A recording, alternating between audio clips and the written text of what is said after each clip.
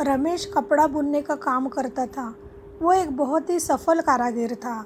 Banarasi, Kanjeevaram, Paithani type की साड़ियाँ वो खुद के हाथों से बुनता था, लेकिन फिर भी उसकी गरीबी कम नहीं होती थी।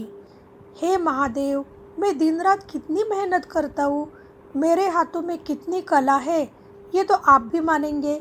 महाप्रभु, फिर भी लक्ष्मी देवी मुझ पर नाराज़ क्यों है प्रभु? सालों से बस मैं अपना पेट ही भरता आ रहा हूँ, कब मेरी ज़िंदगी में खुशहाली आएगी? प्रभु कुछ कीजिए ना, आप तो सर्वशक्तिमान हैं। फिर क्या हुआ? अरे देवी पार्वती, क्या हुआ आपको? प्रभु, अगर आप रमेश के लिए कुछ नहीं करेंगे तो मैं उसका भाग्य बदलने में उसकी मदद करूंगी। देवी, आपको क्या लगता है, ये संभव है? हाँ, क्यों नहीं, अगर आपने चाहा तो सब कुछ संभव है। ठीक है देवी, अगर आपकी यही मर्जी है तो मैं आपको रोकूंगा नहीं। क्या हुआ देवी? आपने तो उसके रास्ते में ही इतने सारे सोने के सिक्के बिछा दिए थे, फिर भी उसने नहीं देखा। इसे आप क्या कहोगी? मैं फिर से कोशिश करूंगी नाथ। ठीक है देवी, आप भी समस्त जगत की माता है, आप भी अपने बच्चों को तकलीफ में नहीं देख सकती। अरे आज तो मैं बहुत थक गई, कोई मेरी मदद करेगा बेटा? अरे क्या हुआ माँ जी? लाइए वो सामान, मैं आपकी मदद करता हूँ। अरे आपका घर कहाँ है? बेटा, मैं अकेली औरत हूँ, सालों से इसी मंदिर में रहती हूँ। बेटा, आज तुमने मेरी बहुत मदद की, ये लो सोने का सिक्का, और ध्यान से रखना बेटा, बहुत कीमती है। हे भगवान, आज मुझे बड़ी गर्मी हो रही है, चलो ठंडे पानी में नहाता हूँ।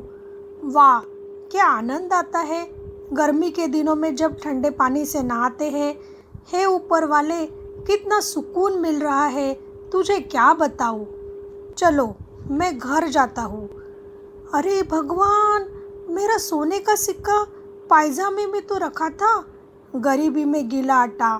हे ऊपर वाले, मैं बड़ा बदनसीब हूँ, जब भी मेरे साथ कुछ अच्छा होता है मेरा भाग्य उसे पलट देता है। पता नहीं मेरे नसीब में क्या लिखा है। देखा देवी, अब क्या कहोगी?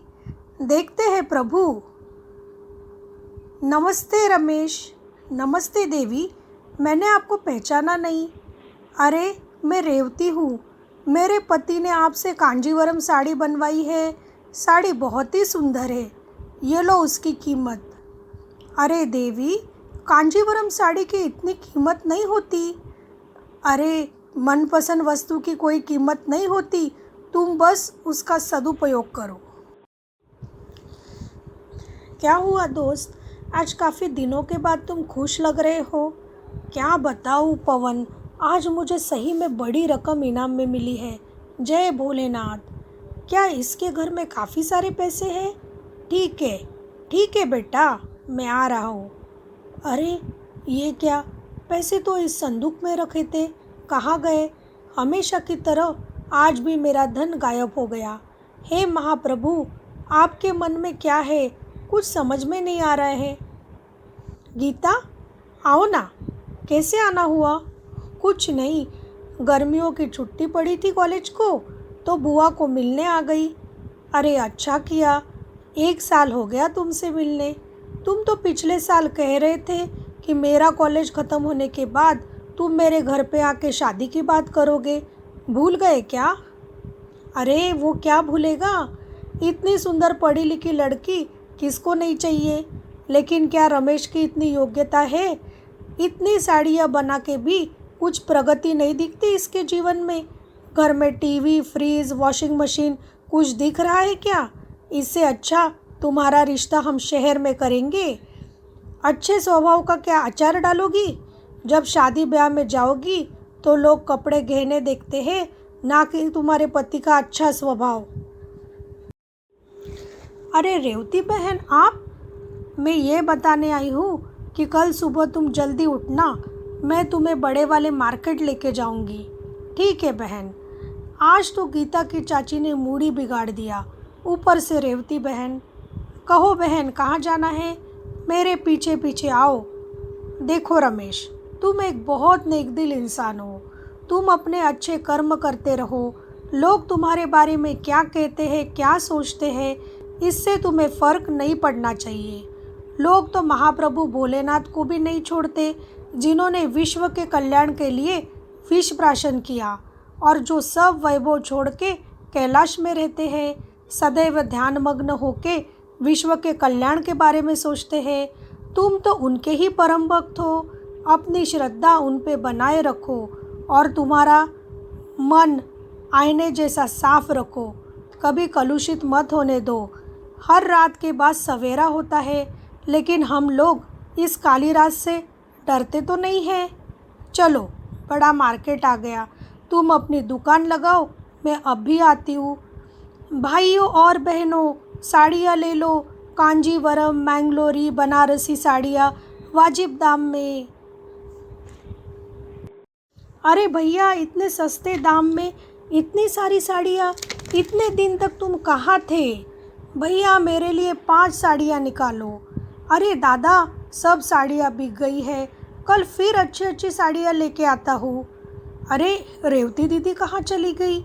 आज तो बहुत अच्छी कमाई हो गई है, चलो देखता हूँ। अरे रेवती दीदी मंदिर में जाके कहाँ गुप्त हो गई? मैं सोच रहा हूँ, रेवती दीदी जब से मुझे मिली है हमेशा मेरा फ़ायदा ही कर रही है। आजकल कौन किसी के बारे में इतना सोचता है? निश्चित ये असाधारण स्त्री है।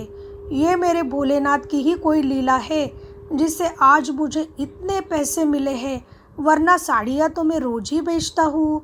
भोलेनाथ और माता, आप हम लोगों के बारे में हमेशा अच्छा सोचते हैं। मुझे माफ़ कर दीजिए, मैंने अपनी कला, अपने कर्म को महत्व नहीं दिया। अब मैं खूब मेहनत करूँगा और अपने कर्म से वैभवशाली व्यक्ति बनूँगा। दोस्तों, हमारा ड्रीमी डूडल चैनल नया है।